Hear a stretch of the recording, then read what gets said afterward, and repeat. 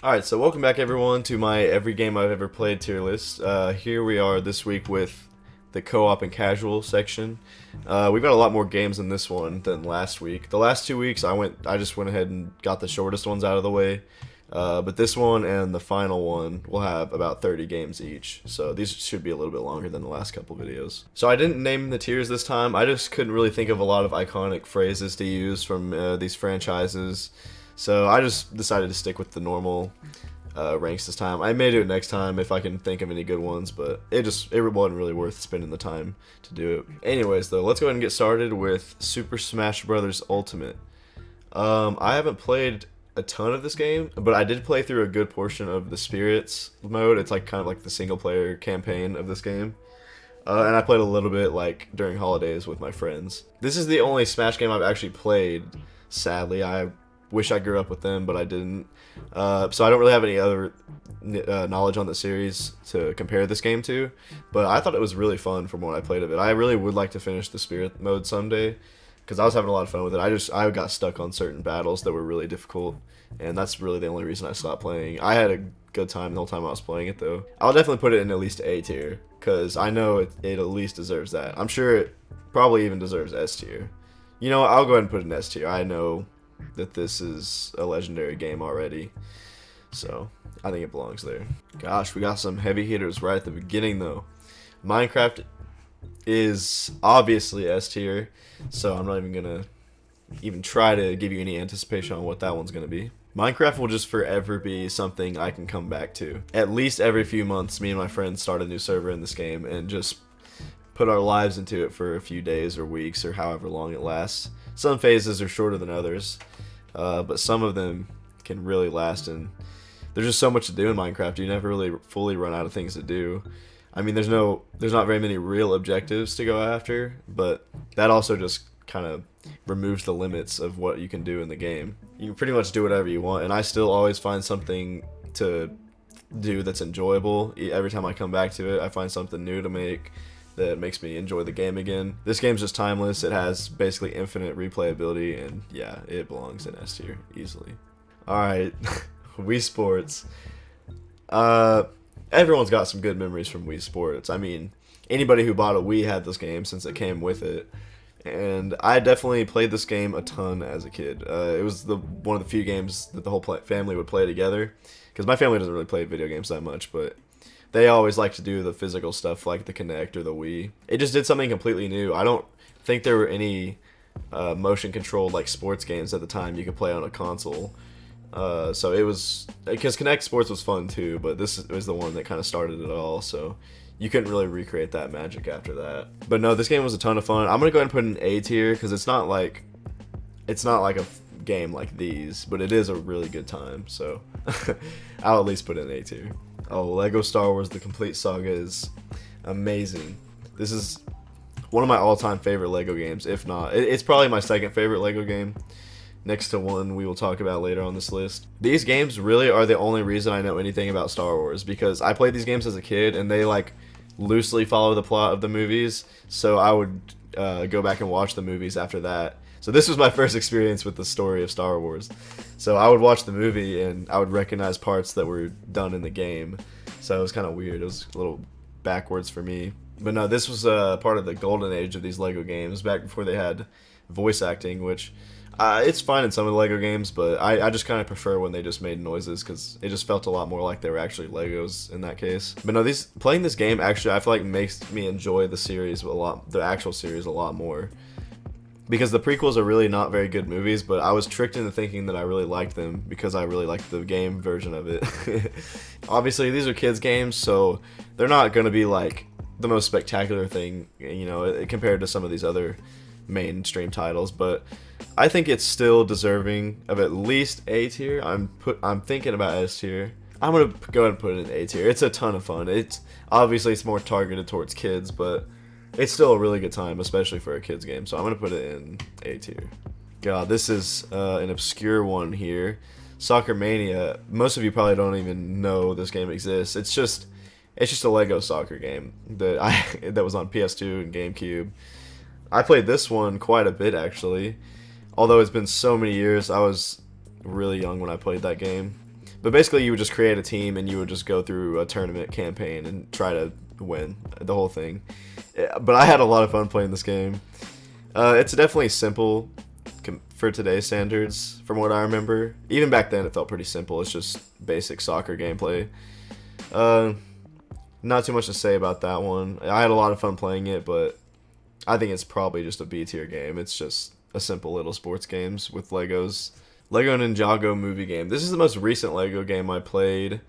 It was just in my backlog. I just was trying to clear it pretty much. I didn't really enjoy this game very much. It was okay. I liked some things about it. I liked the way it handled the open world portion of the game and some of the collectible aspect of it. But I was pretty much just playing through the missions just to get through it and get the trophies. I was just trying to get another platinum. I didn't really have much fun at all playing through the missions. I kind of always just had to force myself to, and I would listen to YouTube videos while I played it. I didn't even really pay attention. It's not great. I'm just gonna put it in C tier. It's not bad, but it's really not anything worth noting. Buzz Junior Jungle Party is a 4-player co-op game. It was for the PS2. It was weird though because you didn't use the PS2 controller. It was like an extra controller that came with the game, and it just had 5 button inputs on it, 5 different colored buttons, and you would just compete with your friends in all these little mini games, and try to win more games than them. We had tons of fun playing this game. I don't remember enough about it to know how it even holds up at all. It could have been terrible for all I know, but I have nothing but good memories from it, so I think I can go ahead and put it in B tier. There's not much to say about it besides what I already said. It's a 4-player, mini game.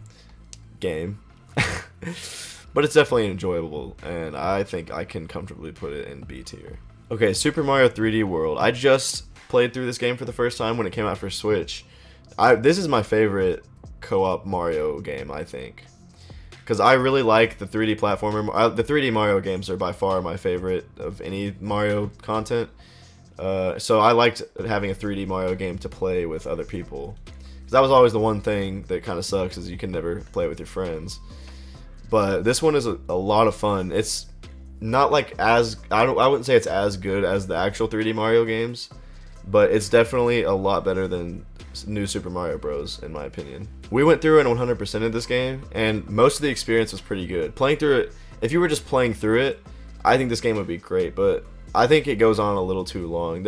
I think there's just a bit too many levels. They could have just shaved off like the last 2 secret worlds, and it would have been perfectly fine.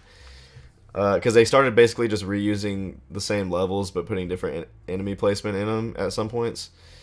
So those weren't really fun to play through, especially when you're going back multiple times through each level to get collectibles. But overall, besides that, the only problem really with this game to me is that it went on too long. Other than that, I think it's my favorite co-op Mario game. It's tons of fun.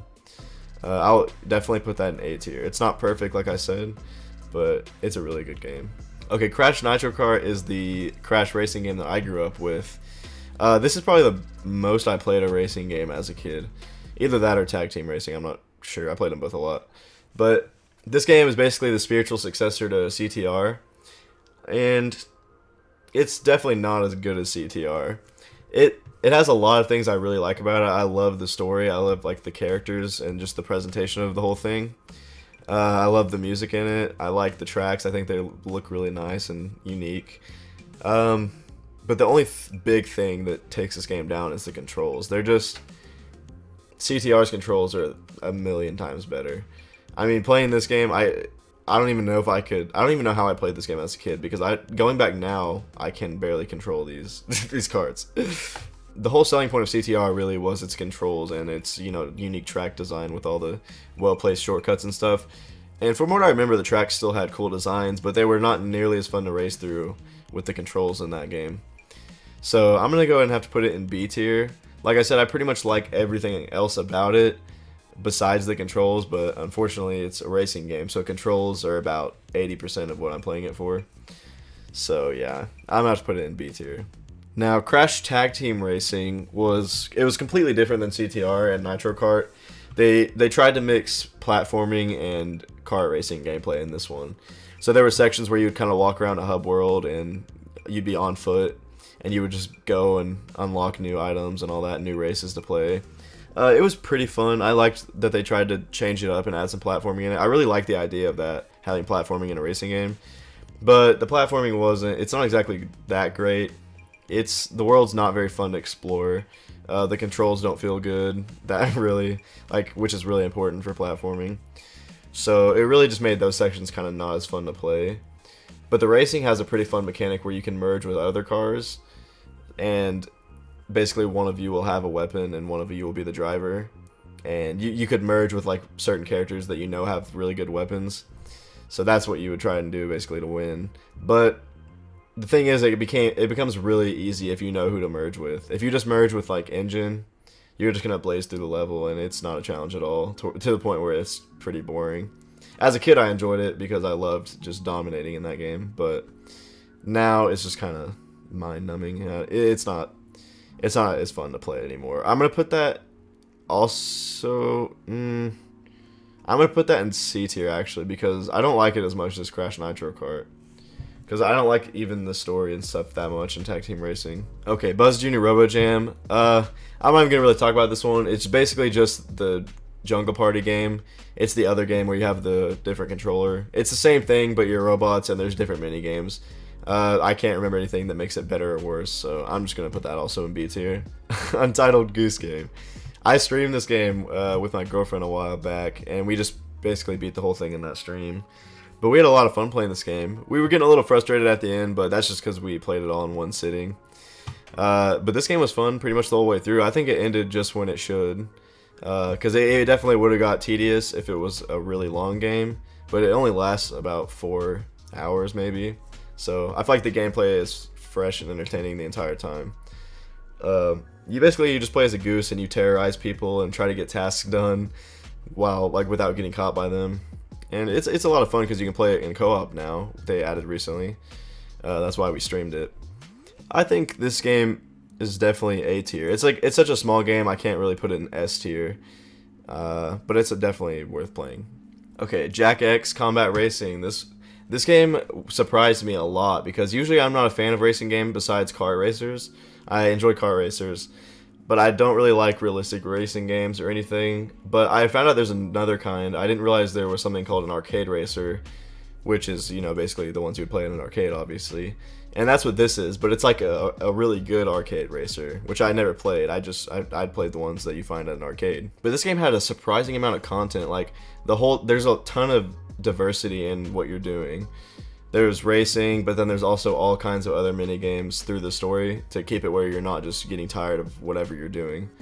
So it keeps it fresh throughout the entire thing. Plus there's a story with it, which is awesome. I mean, you don't really expect that from a racing game very often. And it was actually really entertaining. It picked up right after Jak 3. It had a character from Jak 2 that was the villain. He returned as the villain. But no, the racing feels great. I mentioned it in the review. I had that slight problem with one of the power-ups that basically it just ensures you'll never be in first place for very long. It just seeks out first place and blows them up, which I know that's in other car racers, but it's like extra annoying in this game. So that thing takes it down a little bit for me, but I think it's still an A rank. Honestly, if it wasn't for that, I'd maybe put it in S rank, because I can't really imagine a game like this being much better.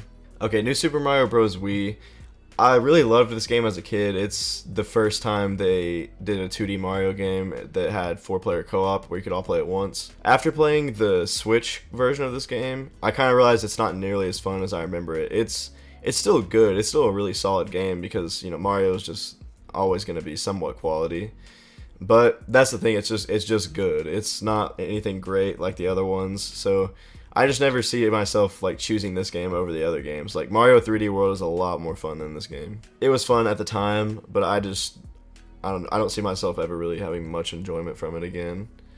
So I think I'll put it in B tier. It's definitely a good game, but like I said, that's about it. Viva Pinata. I feel like a lot of people have not played this game, but it was a ton of fun back in the day. It's you basically would... It doesn't sound fun, but you basically would build a farm to try and attract new pinatas to come towards you, and you would try and tame them so you can collect them and have all kinds of different species in your garden. And it sounds really pretty dumb, but it was actually a lot of fun to play. It was a really nice casual game. This is another one though where it's been so long since I played it, I can't really think of tons to say about it. But For what it is, I think I have to put it in A tier because I don't really. I mean, it was just such a fun game for what it was. So I don't really know what it could have done much better. I think it belongs in A tier. I think it's a good place for it. Okay, so this Nicktoons Battle for Volcano Island. Right here it shows the Game Boy Advance version, but that's just the only picture I could find that would fit this orientation. So that's why it's that. I actually played the PS2 version. But this game was a lot of fun too. It's a 4-player co-op game where you play as just various Nicktoons characters. You go through a story that takes place in all of these different worlds from these shows you grew up with. It's pretty fun. I remember the characters were fun to play as. They didn't have much to separate them from each other. They did have definitely their own unique skills and stuff, but they didn't feel as different as I would have liked for a game like this. But I remember the story being entertaining, and it was of course fun to play as all these characters, so I'm at least going to put it in B tier. It's at least a decent game from what I remember. Okay, BattleBlock Theater. Someone recommended this to me in my platforming tier list, and I had to let them know that the reason it wasn't in that tier list is because it was in this co-op and casual category. It's another co-op game, of course, because it's in the co-op tier list video. The levels had pretty good platforming, and they had good incentive for your collectibles because you could use them to buy cosmetics for your characters, make them look unique. There was also a lot of mini games included in this that I had a lot of fun playing. I don't know if they're the greatest thing ever, but I had a lot of fun playing them at the time. But no, the actual main game itself is really solid. I enjoy it the whole way through. It's pretty much just as long as it needs to be. It's hilarious. The story is so funny. Like the narrator, the opening cutscene. If you haven't seen the opening cutscene for this game, look it up, please. I think this is an A tier game. It's not like one of the best platformers ever, but it's definitely fun, and it has a lot of charm to it. Okay, Lego Marvel Superheroes. This is the one I was talking about that I think this is my absolute favorite Lego game. This one is the first Lego game. No, not the first one. It's one of the earliest Lego games to have an open world free roam area.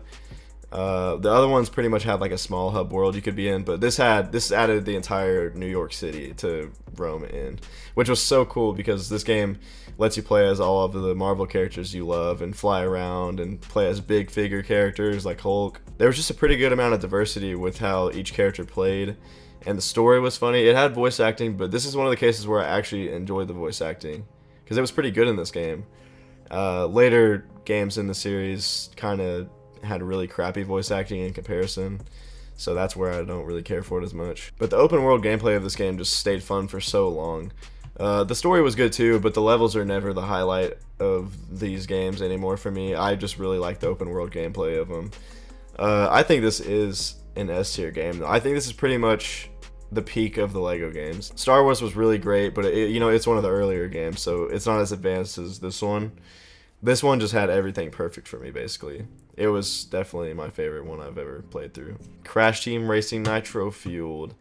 I played the original too, but I played this one the most, so I just thought I'd include them both as this one, because it's the same game. It's a remake. But the remake is so much fun. This is my favorite kart racer of all time, easily, so I'm just going to go and put it in S tier. CTR is just kart racing perfection.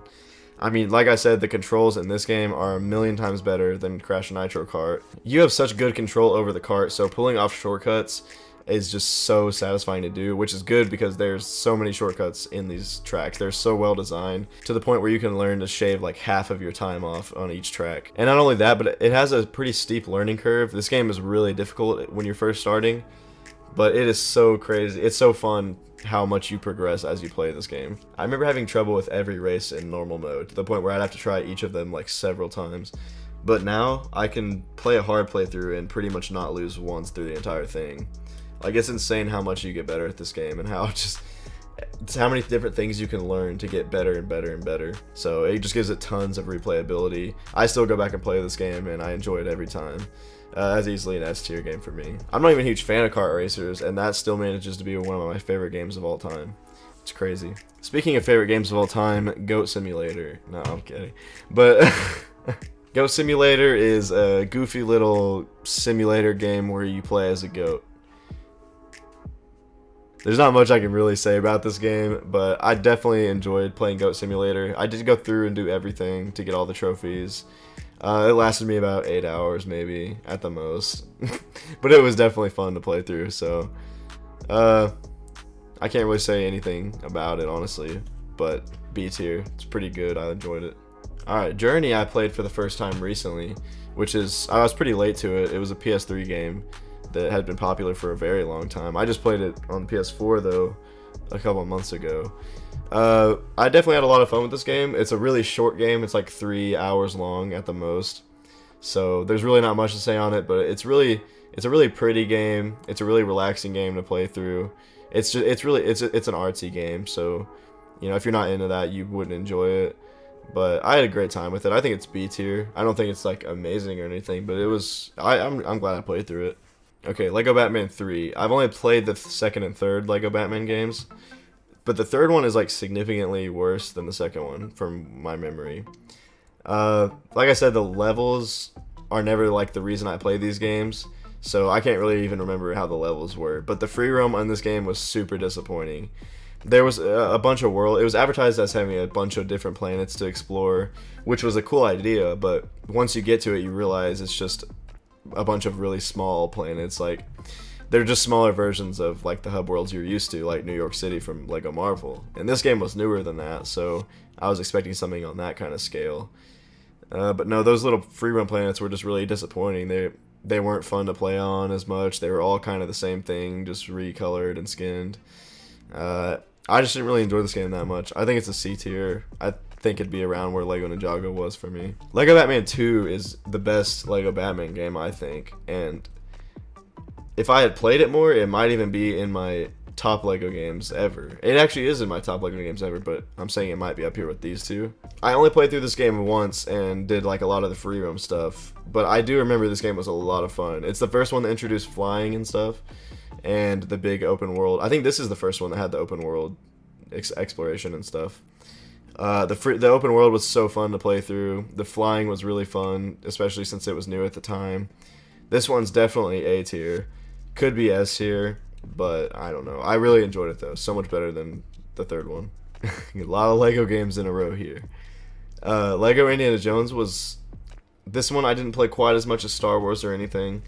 I remember it being a ton of fun though. I don't think I liked it as much as Star Wars. I think that's why I didn't play it as much.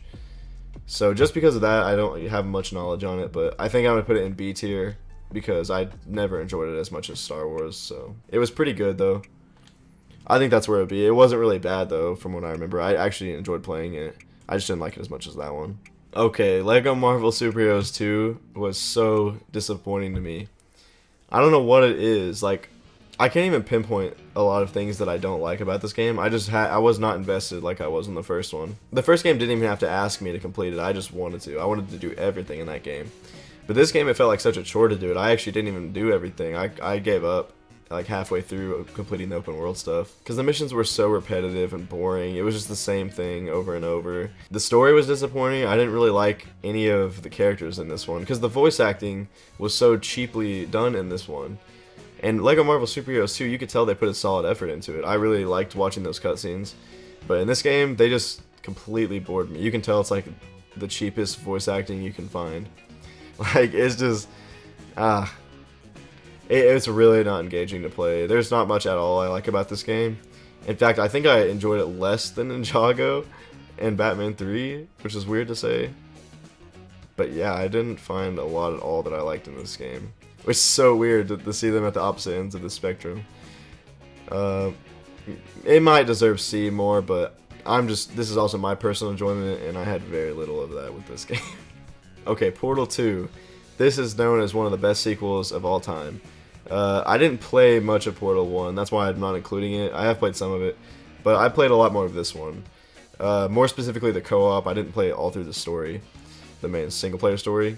But the co-op is just such a great addition to this series, and playing this game with a friend just made it even more fun to solve these crazy, like, super mind-bending puzzles. This is definitely one of the best puzzle games I've ever played, and one of the most unique ones, too.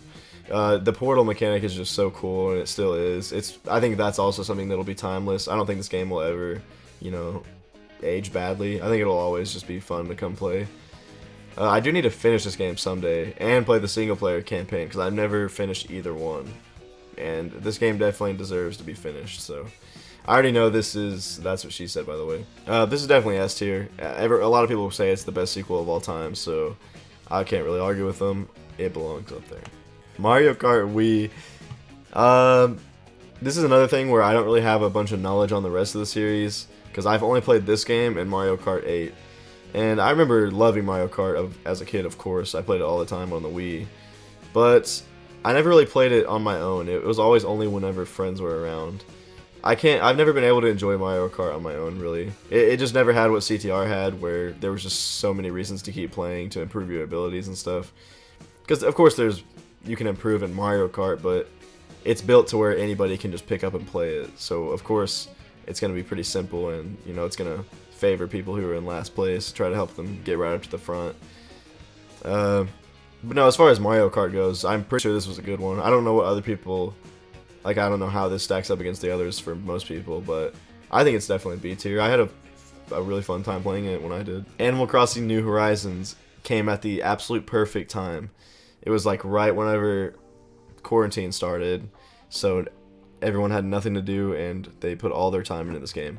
I actually did that for this game for about the first month of owning it, maybe. But then I kind of fell off of it, and now it's incredibly hard to get back into it. Like, I can't even really imagine getting back into this game, honestly.